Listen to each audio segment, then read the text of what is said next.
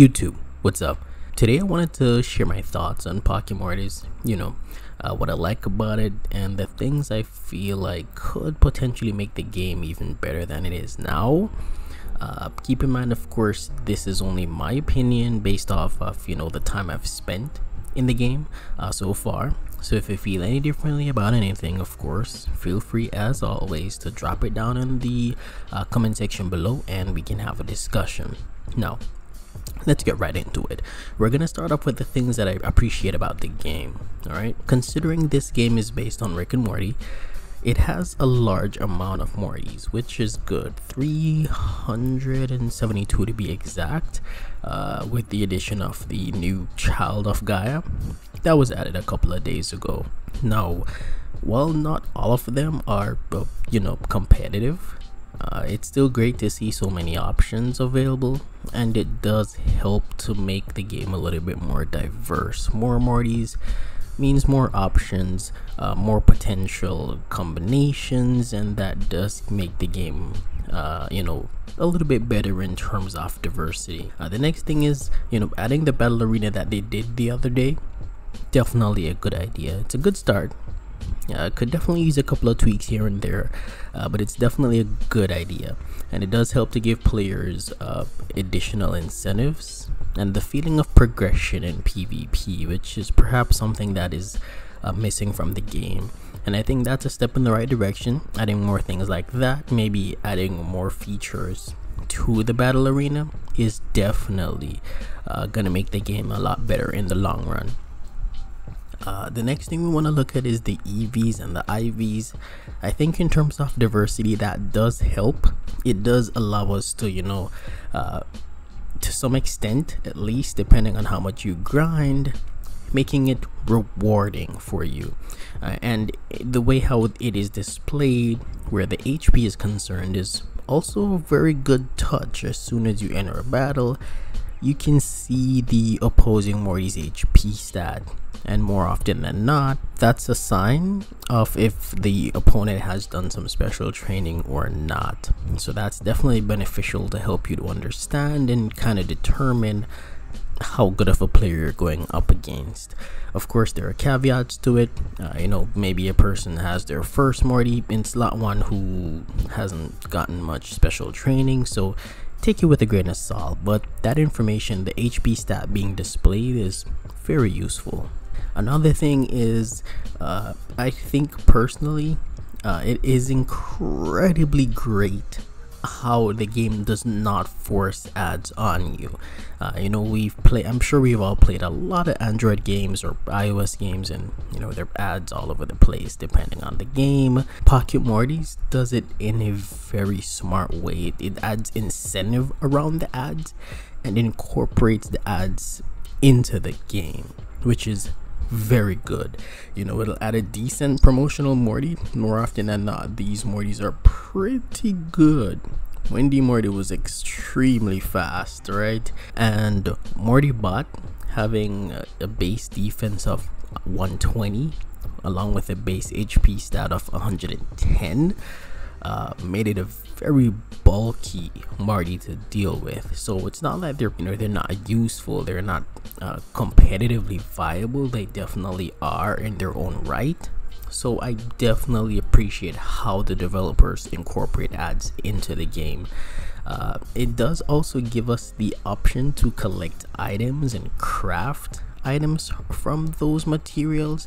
So usually that's going to be food that recovers 200 HP, which, trust me, it's very useful, especially early on when your Mortys have less than 200 HP or around 200 HP. That food from those ads, incredibly useful. You can get the raw materials extremely easily just by walking around or defeating Mortys, and you can usually end up with like at least 10 of those, plus more raw materials to build more of those or craft more of those. So I enjoy the way the game actually adds to the game.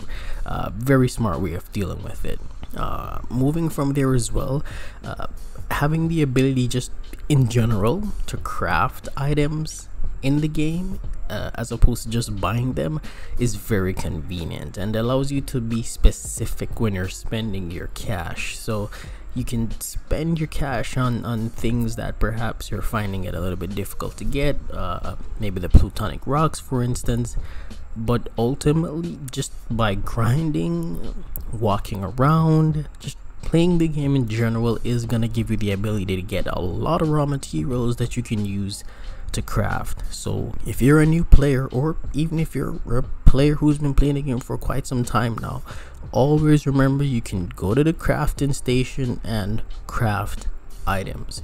It's your best friend and it'll make the game a whole lot easier. Now I think a couple of things that perhaps the game can benefit from, I'm not quite sure the exact number, but increasing the friend list would definitely prove to be useful. Even before I started uploading videos back on YouTube about Pocket Mortys, I ran into issues multiple times where I had to unfriend someone to be able to accept another person's friend request. I wasn't keeping track of the number at that time, but it's definitely a thing. And you know, considering the size of the game and the fact that it promotes donating to friends, I definitely think it's a good idea to increase the friend list.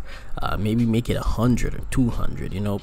Definitely a good thing the game can benefit from. While we're on that as well, where the game is open to donations and that kind of thing, I think that's an area where the developers could definitely incorporate a little bit more into the game.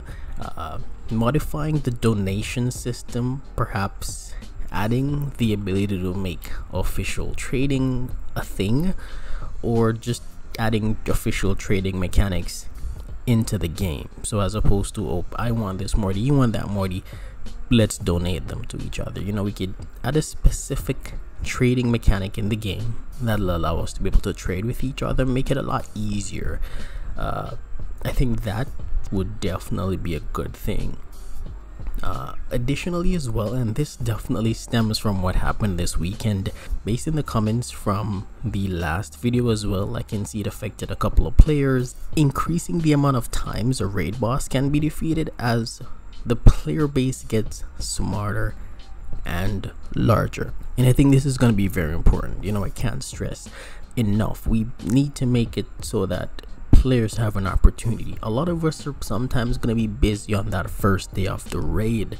It starts on a Friday, that's a business day. A lot of us, you know, could be working, some persons could be in school, etc., and it makes it a little bit easier for us to be able to do it over the weekend. And not having that opportunity just because of your daily life or the activities you need to do throughout your week does give you a disadvantage. So I think that could definitely be beneficial as well. However they want to go about doing it, maybe increasing by, you know, double or 3x, or just however they can increase it based off of what's happening and maybe what happened at the last event, maybe make adjustments to the next event, right? So definitely one thing that could benefit the game. Now something else I've been thinking about, and if you guys notice, this is definitely not stuff I dislike about the game per se, just things I feel could be improved upon. And another one of those is adding the options to make custom matches with rules. I've been thinking about this a lot, and spoiler alert, yes, I am considering trying to get something like that done, but it's gonna be extremely difficult with this type of game, especially since there aren't any custom matches or custom lobbies and that kind of thing.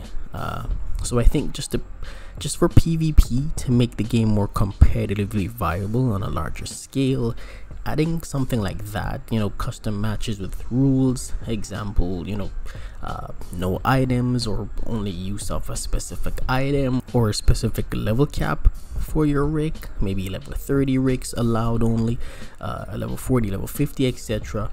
This would open up the game, as I said, to be more competitively viable and allow for potential tournaments to be hosted and add versatility to those tournaments as well. So that's definitely a thing that could benefit the game. I think another thing the game could benefit from is adding more viable Morties, and the operative word here is viable Morties, that can learn other types of moves that are different from their base type. Archmage Morty is a good example. Its stats aren't great, it's not the most competitively viable, and the moves it gets, they aren't powerful by any means, but it does have the ability as a paper type to learn scissors and rock type moves. Seeing a little bit more of that could definitely throw a spin on the game, especially if those Mortys are more competitively viable, maybe higher base stats or better moves, depending on how they want to look at it. That'll definitely be something that's useful as well. But yeah, I mean, those are my thoughts. Again, as I said, I certainly enjoy the game. There isn't anything particularly about the game that I outright dislike or am annoyed by, but there are definitely areas of opportunity in general where I can definitely see the game making making itself better competitively, especially for us as persons who focus on PvP. I could definitely see areas of opportunity there. So again, let me know your thoughts in the comment section down below. What else do you think could make the game better? Is there anything right now that you dislike about the game? Perhaps is there anything that you find unique about the game? Maybe something in particular that you enjoy about the game that maybe isn't in other types of games. Let's have a discussion about it as always. And that is pretty much gonna cover it for today. Of course, as always, thank you guys for watching. Like, comment, subscribe if you're not already. I have some giveaways coming up at 500 subscribers and onwards. I'm gonna be giving away from epic to exotic Mortys to random subscribers once I'm getting those numbers. So do stick around, and potentially you may be able to win a Morty that you've been looking for. But with that said, of course, again, thanks for watching. Do take care.